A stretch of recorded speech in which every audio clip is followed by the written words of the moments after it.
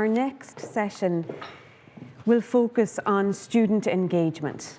And so I'm going to call on a number of people to join me up here. Tom Lowe, who is going to give us a piece on student engagement, but I'm also going to call on Rachael Sarsfield Ryan, Alexa MacDermot, Chris Clifford, Rumbidzai Gandiwa, and Thomas Ryan. If you could all join me up here now, I would appreciate it. So Tom is going to give us an overview. He is the Assistant Head of School of Student Experience in Finance and Accounting at the University of Westminster. He's researched and innovated in student engagement across diverse settings for over 10 years. He is also the chair of RAISE, a network for all stakeholders in higher education for researching, innovating and sharing best practice in student engagement. And prior to Westminster, Tom was a senior lecturer in higher education at the University of Portsmouth. The next session will include a presentation from Tom, but also a panel session. And Rachael Sarsfield Ryan will chair the panel. Rachael is the development coordinator for the National Student Engagement Programme, NSTEP. And in her role, she works to support and expand NSTEP's student training programme to identify and develop resources for students and staff to ensure the successful implementation of the programme strategy. So first, I'll call on you, Tom, and hand over to Rachael. Okay, thank you so much, everybody. It's wonderful to be here to share some of our work with you today. In conversations with Laura, who invited me to talk, we were having conversations around how perhaps student engagement in our sector is not a static field. And as we've heard across today, there's lots of agendas that are coming at our universities. Some of those are external, such as generative AI. Some of those are internal, like our own wants and desires to enhance the learning experience of our students. And so often those conversations come back to, well, we need to have a conversation with students. We need to speak to the lived experience of the learners in our universities to understand what the best way forward is. And I spend a lot of my time researching the topic student engagement. It's a wide and broad topic, but today I'm going to particularly focus on that area of student voice and how those assumed practices of perhaps engaging students through being student representatives or engaging students through surveys are perhaps ones that we need to think again about in the time going forward to ensure that student voice interactions and our education developments remain meaningful. So whenever I talk in higher education now, I think there's a perception in many nations that being a lecturer or working in universities is an easy job. You sit in armchairs and you have discussions about ideas, and it's all very lovely. Actually, we know that working in higher education is a really tough gig. It's really, really hard work. And some of the images on screen just highlight some of the challenges that I think colleagues think of when they think of higher education. And many of the research we'd speak of today will probably be drawing mainly on the UK, where we're in a sector that's incredibly stressed. I was asked recently, well, why do certain nations focus on student engagement more than others? And I say, well, normally if you've got some form of pressure upon your higher education sector, then you're forced to care about what happens with your students' experience. I'd say in the English sector where I work, we seem to have a pressure from every single angle, whether that's government agendas, regulations and penalties, or the tuition fees. And that creates a really stressful space when we're talking about how we can improve higher education. But the conversation always comes back to student engagement. We want to improve student grades. Okay, let's talk about student engagement. Students aren't turning up to our classes as much. Oh, let's talk about student engagement. How can we improve our campuses? Well, we'll go back to engagement. And we know that engagement is an important topic for us to focus on, perhaps, because when we were going through our own learning journey ourselves, or when we've been educators, we've seen that when we were engaged, or when those students or others around us were engaged, that perhaps people did better. Or perhaps better than they would have done if they didn't engage. And there's lots of studies on screen, some of those are seminal from my research area, that say if a student is more engaged in their research, or in their course, they are more likely to succeed. And even some more recent studies that highlight that too. There's lots of different areas of student engagement that we can talk about, and some of those have come up today. How emotionally involved our students feel, so if they're motivated to learn, or they feel part of a community, if they feel like they belong. How cognitively engaged they are, how they're engaging with the content, and how do we assess? And then how do we measure that engagement? And so often we do measure that engagement through behavioural engagement. For the rest of this presentation, I'm going to be talking about that fourth area along the bottom, which I think draws on all of those spaces, which is how we engage students with developing the modern university. Society tells young people, go to university and you'll have the time of your life. I think that's quite a big promise we give to students. Maybe that's parents telling students, maybe that's family, maybe that's teachers.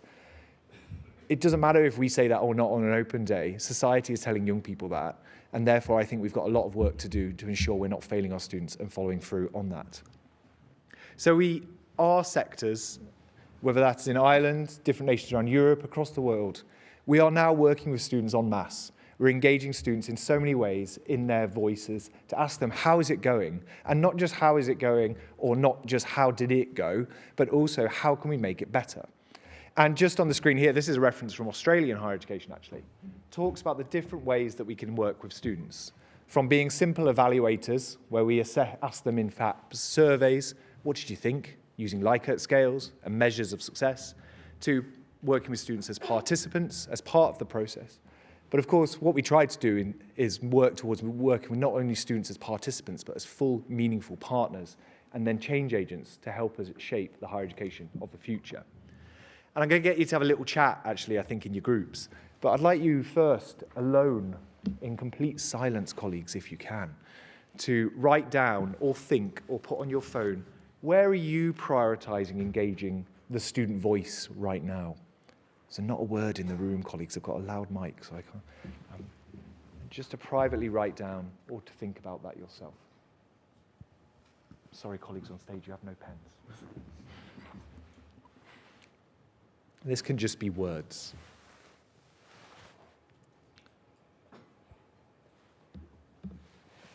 This is a little trick I was taught by Professor Tansy Jessup. This is the opposite to the rhetorical question to the room. As lecturers, we so often say, what's the answer? And the keen beans will answer, the eager beavers. And the argument is that 90% of the room won't even think about the question. The opposite is private writing, telling everybody to write down the answer.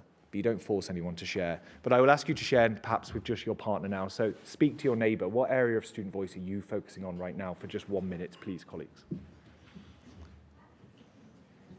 Some of you may have to move a bit, sorry.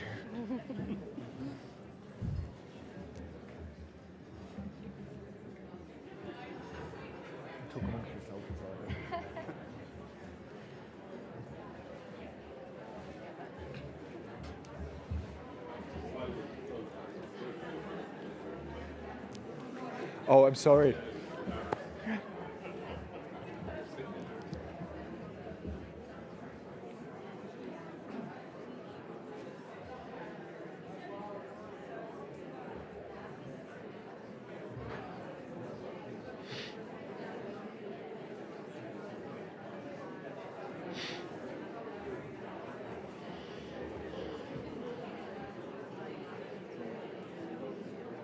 Okay, wonderful colleagues. Okay, we'll come back together. Thank you for staying with me. During that activity, only 3 people left the room, so I did okay. As is published by QQI quite recently, there is a true commitment across Irish higher education to commit to engaging the student voice. And we engage with the student voice in lots of ways in higher education. I think the most basic way that we should be engaging in students' voice and be open student voice is just the authentic conversation. I think actually you can have all the bells and whistles you want. You can have a fantastic survey platform. You can have an amazing scheme with lots of funding. But if students cannot just simply speak in your class and put their hand up and say, I'm really sorry, Kevin, but the deadline you just said is completely different to what's on our Blackboard page, then I don't think we can build much on top of that. So student voice starts with just conversations in the room, people speaking. Of course, that can happen in a one-to-one setting as well. It can happen by email. And then, of course, many universities in the room will have schemes of student representation, working with your student union in partnership, complaints as well. I think we so often hide complaints. We put them on, complaints are in private, we don't talk about them. Complaints are actually one of the most rich sources of feedback you can get. Often it's got the most detail. That is part of the student voice picture. And then, of course, our surveys too. All of this is student voice too, everybody. This is valid student voice. And as I speak to colleagues a lot on this topic, I say, we've got to make sure all of these channels are open. Again, you might say, well, our surveys are fantastic. But again, if our students can't simply talk to our staff about how it's going, I think we've got a problem. Students will have their view whatever, just like we as people have our view. And when we're unhappy about whether it's the train company or our flight being late, we like to turn to social media. And all of our students have the ability to go to all of these other spaces too. Now, as universities, we might be a bit, oh, I'm not so comfortable with these. We're quite happy for students to post on social media when they're having a great time, though. It's quite interesting. But students can use lots of ways to have their voice. And I think in a digital age, we all have our own PR functions. We do a lot of work across our institutions, as we've already spoken about. We engage with students as democratic representatives. We have students on our university committees. We engage our students in quality assurance, in review teams, even in national committees, and of course, surveys. More recently, in the last decade, we've seen lots of innovation in engaging students in projects and providing funding and support. We do a lot of work. And sometimes we perhaps are doing a little bit too much, or we're doing student voice en masse. This university is drenched with student voice activity. But I would challenge us all to think, is this getting a bit messy, actually? We've got all of these ways we're asking students, and the students in the middle are thinking, crikey me, there's so much going on. I'm getting paid to do this one student voice opportunity, but I have to be a volunteer for this one. Oh, I'm a really engaged student, so I like getting involved in this, and now I'm doing like this 15 hours a week for free. And we have certain questions that are coming up in the student engagement literature. For example, how representative is our students that we're engaging with? Is that just their view, or is it their friends' views? How accessible are these opportunities for our students? How connected are these opportunities together? Are they engaging a diversity of students, or just perhaps the so-called traditional students? How do we recognize students? And then perhaps are we over-asking and not always closing that valuable feedback loop? In the UK, we're conducting a sector audit for this reason, to find out what we're doing. I think I'm delighted to say that our sector is convinced we need to be talking to our students as part of our process, but asking those questions, and we're about halfway through this project, around what are the levels of student representation, how are we rewarding and recognizing students' time, what steps are we taking to make our work inclusive, and then while we're there, we're going to ask about module evaluation surveys and student unions. The findings I'm going to show you as a snapshot right now are from 42 universities and 28 student unions, a total of 55 providers. For the Quality Assurance Agency in the UK, our target is to get to 100 providers, which I think should be really exciting. So I'll just share some snapshot findings and then end on some questions. We talk a lot about free labour of being a student rep, and it's quite hard to quantify how much work a student rep does, because often, yes, they attend a couple of meetings a year, but they're perhaps being a rep all the time. Students are always speaking to them, and particularly in WhatsApp groups, it can get quite pressured. And we asked how many meetings does a student rep attend a year? At course level, well, 16 providers said 2, but actually many are saying that they're asking students to do much more. What levels do we conduct student representation on? We talk a lot about course reps or student reps. You can see there, 28% of providers who have responded only do course level representation. 39% are doing course level and faculty level. And actually 33%, still a high response, a third, are conducting representation at all three. I'm really interested in this topic of how do we widen access for the student voice to come through. In our sector, we're experiencing a cost of living crisis due to inflation, but as part of that, our student maintenance grants haven't necessarily caught up with inflation. And many of the issues coming forward, for example, students are having to work loads to support their journeys, have been, lots of universities are kind of saying, well, this is really urgent, we need to support students.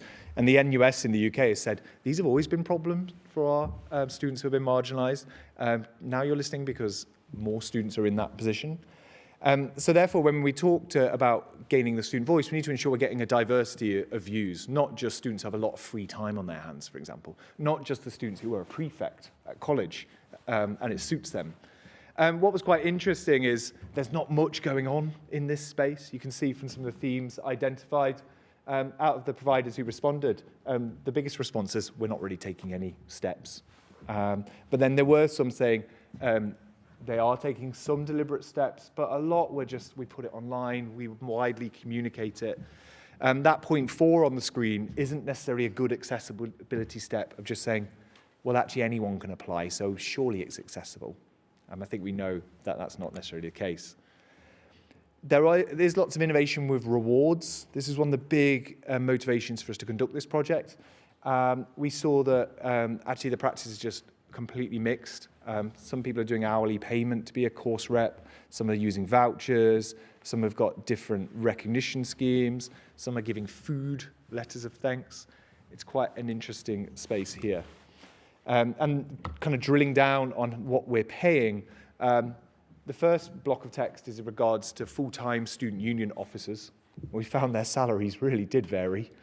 Bit of a controversy, I think, there. That might lead to some pay negotiations. But where school student reps were paid, a huge variance. Let's go to the final point here. Also, the second to last. Just sometimes £65 for a meeting, £200 for a meeting.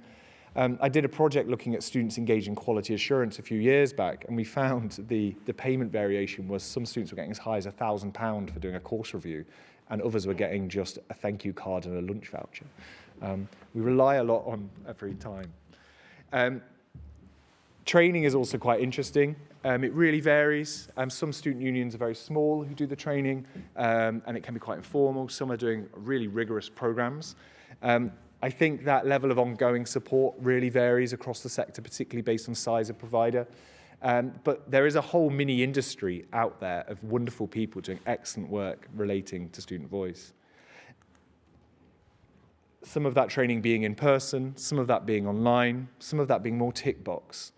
Our student representatives are leaders, and many of those people, and myself included, I was a course rep 11 or 12 years ago, and then being part of a student union myself. These are fantastic leadership opportunities. These are part of the employability picture for me, actually. But actually, perhaps these roles have actually become part of our business as usual. And Professor Colin Bryson used to talk about, well, what happens when all of this student engagement work becomes business as usual? Does it become a bit less exciting? Does it become a bit more assumed?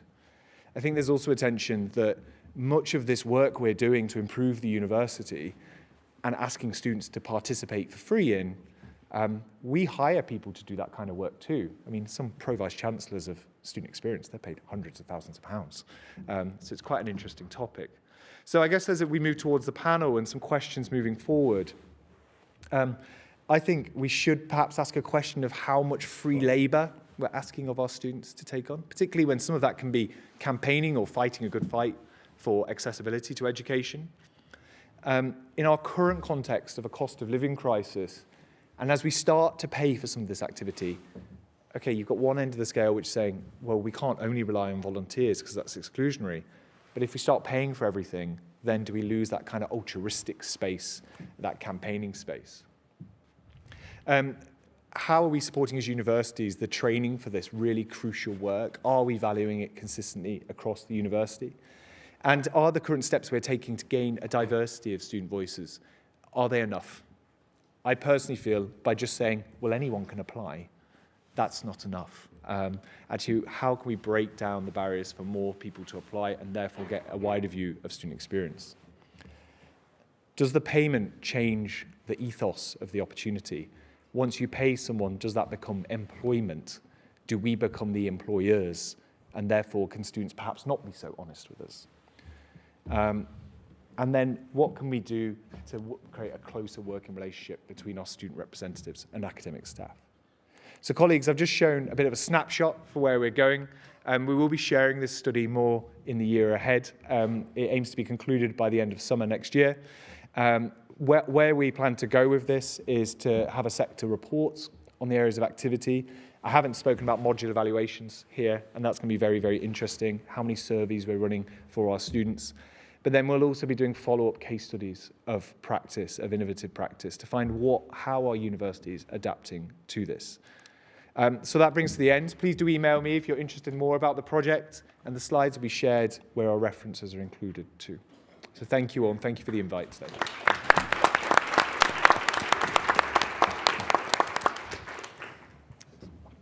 Perfect. Thank you so much. so much, Tom, for starting us off. And thank you so much to QQI for inviting me to chair this. And I hope we do have a nice, authentic conversation about student engagement. I'm Rachael Sarsfield Ryan, and I might get my lovely students here to introduce themselves and also their subjects that they are studying or the area that they're working in. Yeah, so my name is Clifford. I'm the president of the Union of Students in Ireland, and I'm a graduate of Health and Leisure Studies in MTU Kerry. My name is Thomas Ryan. I am with the Tipperary ETB. I'm studying special needs assistant, and I would be with the FET Further Education Student Council. Hi, my name is Rumbidzai Gandiwa. I'm a third-year PhD student in MTU Cork. Also a lecturer and a tutor, student trainer, and a student quality assurance reviewer with NSTEP. Perfect, thank you so much. So I just have a couple of questions about student engagement. So our first one is, what does meaningful student partnership look like to you? And can you think of examples where you might have seen this partnership in practice in your own institutions? So I might go to Rumbi first. Right, so I would say in terms of student partnerships, for me, it's just generally this genuine, collaboration with students, because, we usually see it being, these check boxes kind of processes in institutions where, people are asked like, can you, just kind of give us feedback on this issue, or can you fill out this survey? But then, in the process of implementing those issues, students are not involved. So I feel like student partnerships is more of, co-designing, co-creating, and also just having this equal collaboration between staff and students as well.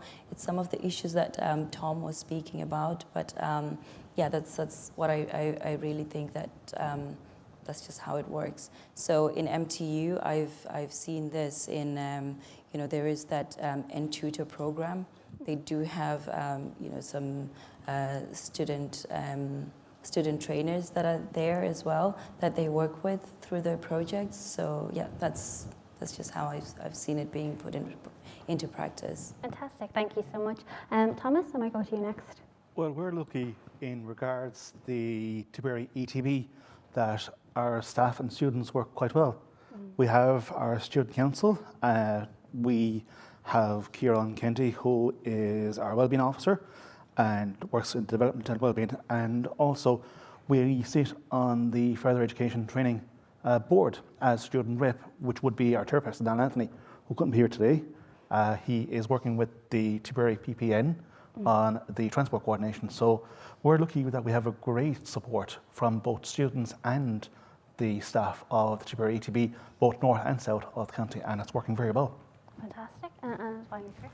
Yeah, I think it's true. It's all down to co-creation, collaboration, but that sense of meaningful collaboration where there's actually the results. I find sometimes it starts off great as mentioned, and it's a checkbox kind of thing. Then after, when students don't see the result, why would they put themselves forward the next time? Is what I kind of think. Good examples that I have seen is the advisory panels set up. I've seen them in my own time in MTU Kerry Students' Union as well. We were sitting on many of them to actually provide that kind of feedback, because it's especially utilising the Students' Union as well, as they are the people that you meet that are on the ground talking to these students, and they're the ones that will give their real opinions, I suppose. So that I think those advisory panels are a great way to get a bit of it all together. Fantastic. And our next question is, how do you think that your institution or your ETB could make student engagement opportunities more inclusive and accessible to a broader range of students, particularly those from underrepresented groups or those affected by the cost of living crisis? So I don't know if I might go to you, Chris, first of all. Yeah. It was mentioned in Tom's presentation as well, financial is one of the biggest things that we see students are facing. So that cost of living crisis, they're trying to balance their studies with a job, so then trying to get them to get involved in volunteer work for this is a very difficult ask. Giveaways as well always work when it comes to our surveys that we put out. They always seem to get involved and buy into that, so that's very, very important as well. And then to be flexible, some of these students, once again, they have families, they've their own personal lives. So looking at having it online, in person, a number of times if you can. And I think they're kind of the main points, really. Fantastic. And Thomas, I might go to you next. Again, just relaying what Chris said there, it is very hard for students, will come from my own background, being in further education.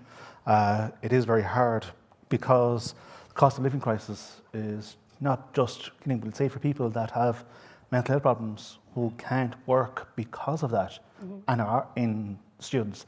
They're facing different things with social welfare and with things. So it is very hard for anyone like that, let's say, for further education. I know from my own experiences in regard to it. And Rumbi?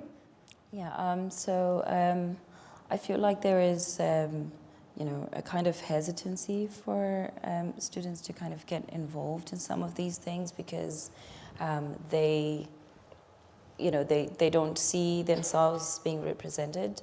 And also some of the processes are quite difficult to have to go through.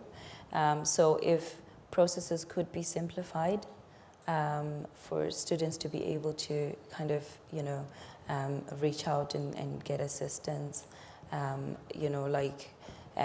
there's also the issue of, we need to create those safe spaces for them to be kind of free to speak out, to say, I'm confident enough to speak about my issues because I will be listened to.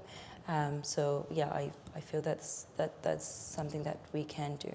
Yeah, I'd just like to drill down on one of those points there. It's some of the processes being a barrier to students getting engaged. What are some of those processes that you may have noticed in your own institutions or ETBs, and what sort of changes could be made there? Right, I suppose it could be like, how there are, like in universities, sometimes if you need something to be done, you have to jump through several hoops. You have to go through several different offices. You have to fill in countless forms. And then you have these long wait times for things to be done. So if we could cut those processes and try to make things as straightforward as they can be, that would really kind of help people to be confident enough to reach out. But you also find that when we're talking about underrepresented groups as well, we have international students that are involved in that group.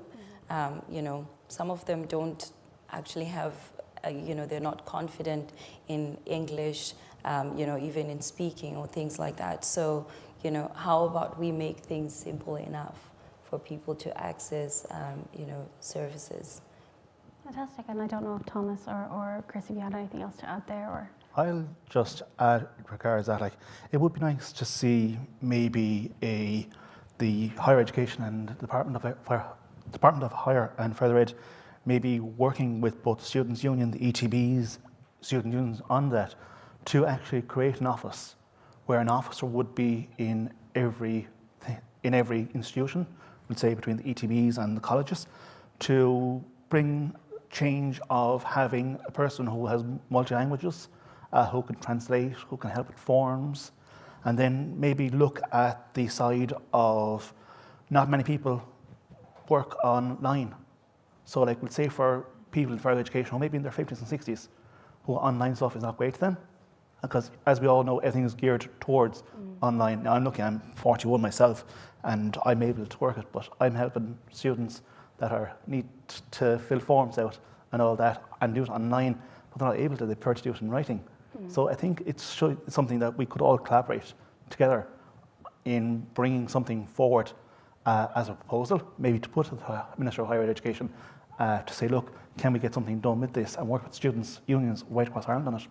That's a really interesting point, yeah. And I don't know, Chris, do you have anything else to add? Yeah, I think that's the most important thing is linking in with the students' unions to try and get these conversations started. I think that's the most important thing, yeah. Fantastic. How do you think Irish further and higher education can critically reflect on the current student engagement practices in place to make them more relevant even in 2024 and beyond? So I don't know if anybody wants to go first on that. Yeah, I can. Chris, Yeah, so adapting to emerging trends anyway would definitely be something that it seems to be going well so far, and if that can keep going, it's definitely something to keep on top of. And then ensuring diverse representation. I think a lot of times we identify student champions early on, and then after that, everyone else is kind of forgotten, and the people that do engage seem to be contacted all the time, kind of as an easy fix rather than trying to expand to the wider student audience. Absolutely. Rumbi or Thomas? Yeah, I feel that there is, you know, for us to keep that relevance, it's important for us to kind of adapt and to kind of move with the times, if I'm to say. Like when I've been lecturing, I'm only kind of like a generation apart with the students that I'm teaching at the moment, but you can see that there are differences in the way that they take in information and the things that they prefer. So, you know, we are kind of stuck in a space where we're giving out surveys, you know, which are quite lengthy and, you know, have open-ended questions and things like that. But why don't we try and find, you know, creative, innovative ways that we can ask these questions so that, you know, people are going to be more inclined to take part, to participate. And I feel, you know, it's really important for us to just ask. Let's ask, what do the students want? You know, what is it that feels, you know, what's the best way for them to be able to say, look, I'm going to participate if things are going to be in this way, or if they're going to be asked in this manner, because, you know, there is this statement that I've always seen. It says, you know, nothing about us without us. Let's have that, you know, let's create these, you know, these spaces where we kind of encourage students to collaborate with us, but we find ways that, you know, they can relate to, basically. Fantastic. That's so good of just opening up so things aren't happening in a vacuum, that there is that co-creation and making sure that the emphasis is put on student partnership. So thank you so much. I don't know, Thomas, did you have anything else to add there? I would like to say something in regards to creating partnerships with our own student councils and our own staff and all that, right? We'll say it right throughout the ETBs and the Institute of Technologies and the other colleges that we have around the country, to maybe look at localising it, bringing a local team maybe to be created. And rather than doing surveys, not many people are going to go online. They're going to look at something else in class. Why not use social media, use your social hubs or your student hubs and all that, but maybe bring it into the class. Maybe spend a week going around to different places, or like I said, the Youth Students of Ireland could work with the ETBs, different things with collaboration, and bring it into the classes and having a discussion in the class or in the students' hall or somewhere like that to actually create questions and ask them there and then and have someone to feed back to them. At least then the student is feeling a part of it.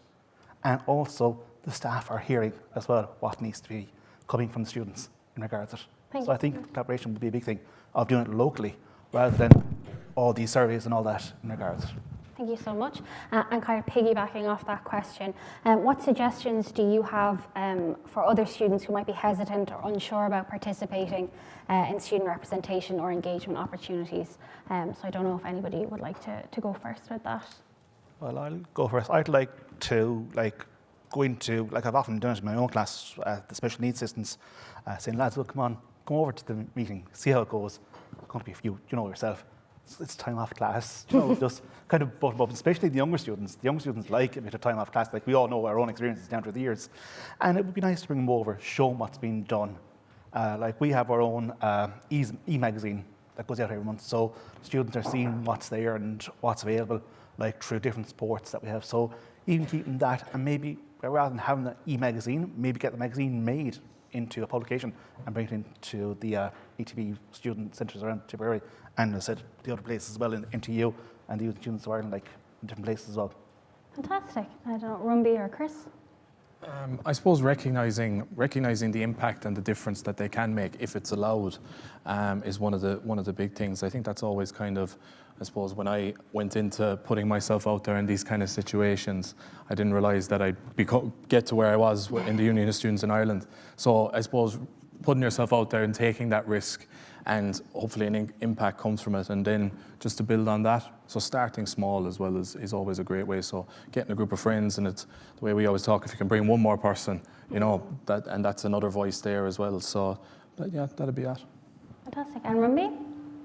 Yeah, I do agree with what Chris is saying, that we can go ahead and have people to kind of encourage their friends to take part. We also have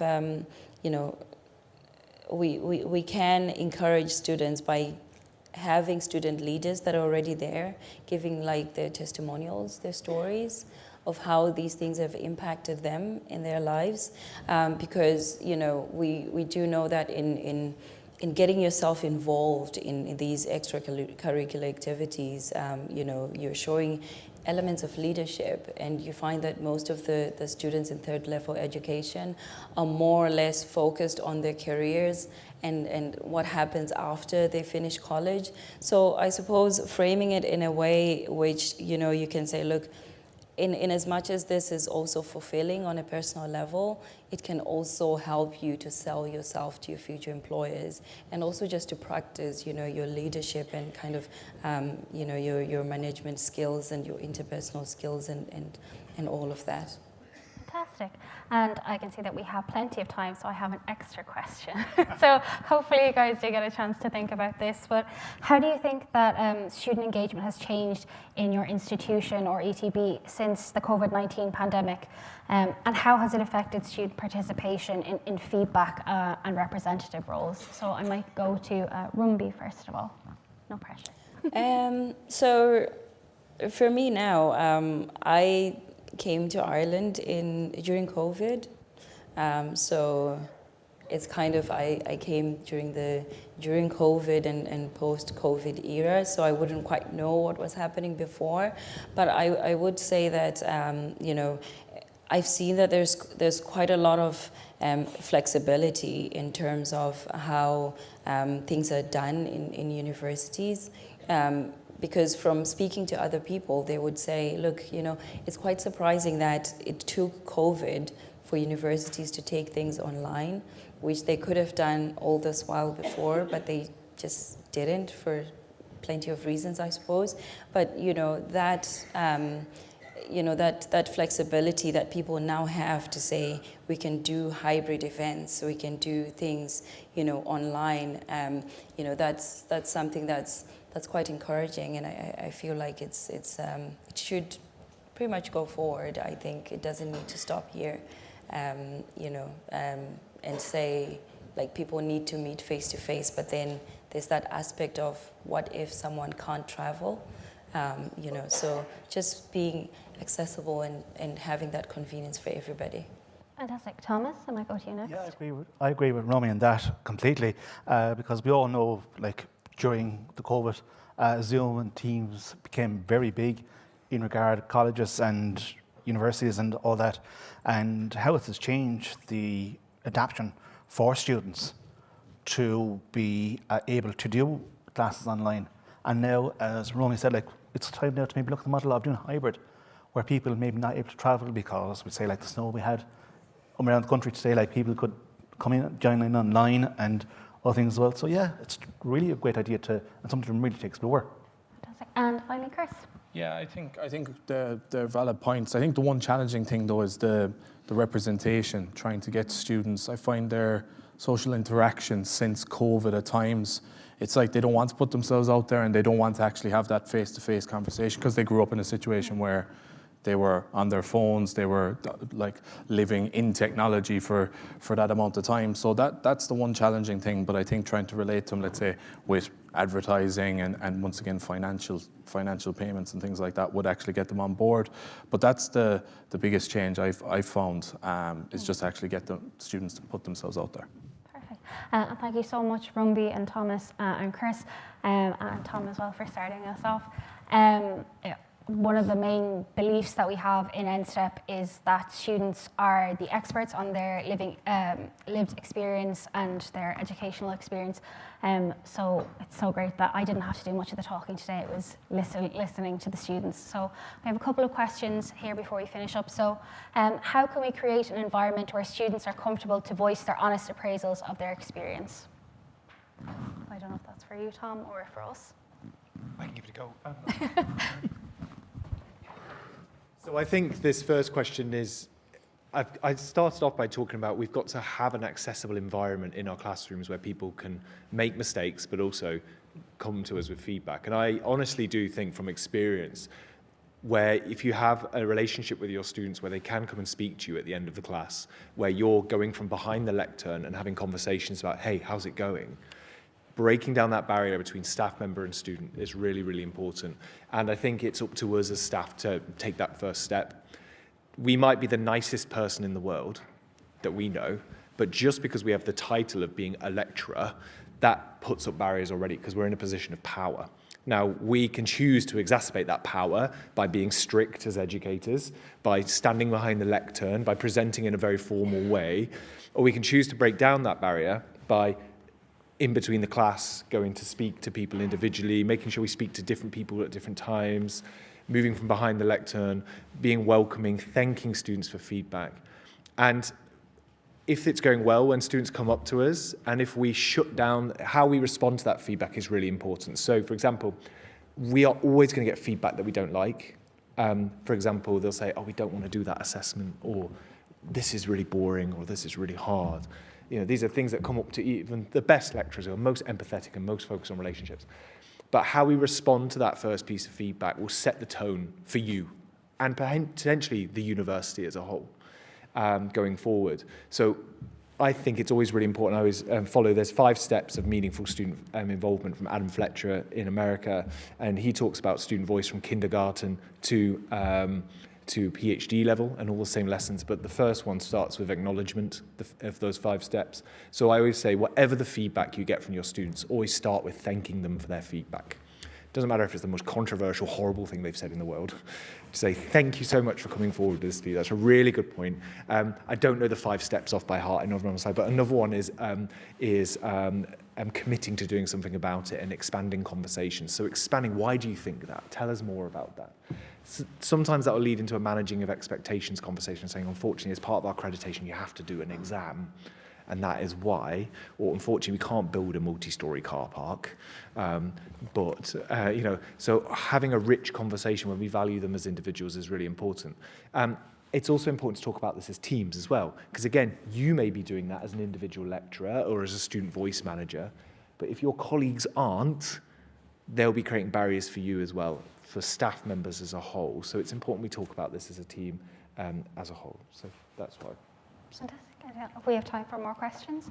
Do you think asking students to design their educational experience is an abdication of responsibility on the part of college leadership? Which is a very deep question. I don't know if any of you want to try and take a stab at that. Fantastic. I'll actually come in on that. I think in regards to the educational experience, yes, it would be an application of college leadership. I think both the college leadership and students should sit down together and plan their educational experience. So at least that way then the student will have an input to their experience and so will the staff. And they can meet halfway. So if something has to be dropped on one side, could be bulked up on another side. So really I think it should be a collaboration approach between the student and the staff themselves rather than just leaving it to the student. Fantastic. Thank you so much. I think that's all the time we have, Irene. So thank you so much again to Rumby, Thomas and Chris, and obviously as well Tom. So thank you so much, everyone.